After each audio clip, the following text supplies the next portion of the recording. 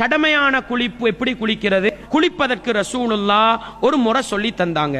மைமூனா ரலியல்லாஹு அன்ஹா ரசூலுல்லாஹ்வோட மனைவி சொல்றாங்க, ரசூலுல்லாஹ் கடமையான குளிப்பு குளித்தால் முதலாவது என்ன பண்ணுவாங்கண்டா, தன்னுடைய கீழ்ப்பகுதி இருக்குது பாருங்க, மறைவிடம், இந்த பகுதியை கையால தேய்ச்சி கழுவிட்டு தன்னுடைய கைய மண்ணில் தேய்ச்சி கழுவி கழுவாங்க. அதுக்கு பிறகு என்ன பண்ணுவாங்க, சும்ம தவல்ல வுதுஅஹு லிஸ்ஸலா, தொழுகைக்கு வுது எடுக்கிற மாதிரி வுது எடுப்பாங்க. ஆனா என்ன செய்ய மாட்டாங்க, கால கழுக மாட்டாங்க.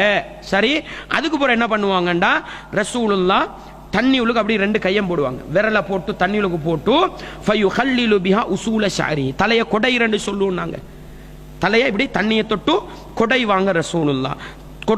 கொடைஞ்சி போட்டு என்ன பண்ணுவாங்கண்டா, கையால அள்ளி 3 தடவை என்ன செய்வாங்க, தலைக்கு தண்ணி ஊத்துவாங்க. தலைக்கு தண்ணி ஊத்தி போட்டு சும்ம யுஃபீதுல் மா அலா ஜில்திஹி குல்லி, பிறகு ரசூல முழு உடம்புக்கும் தண்ணி ஊத்துவாங்க. அதுக்கு பிறகு என்ன செய்வாங்க, சும்ம நஹா, அந்த நாங்க இங்கே குளிச்சோன்னு இங்கே சவரில் குளிக்கிறோம், குளிச்சுட்டு இன்னொரு டெப் இருக்கும், அந்த டெப்பு கிட்ட போய் காலை கழுவிக்கிறது. இதுதான் கடமையான குளிப்பை குளிக்கிற முறை. சரியா? நீங்க சவரில் குளிச்சாலும் சரி, கிணத்துல குளிச்சாலும் சரி, இதுதான் கடமையான குளிப்பை குளிக்கிற முறை.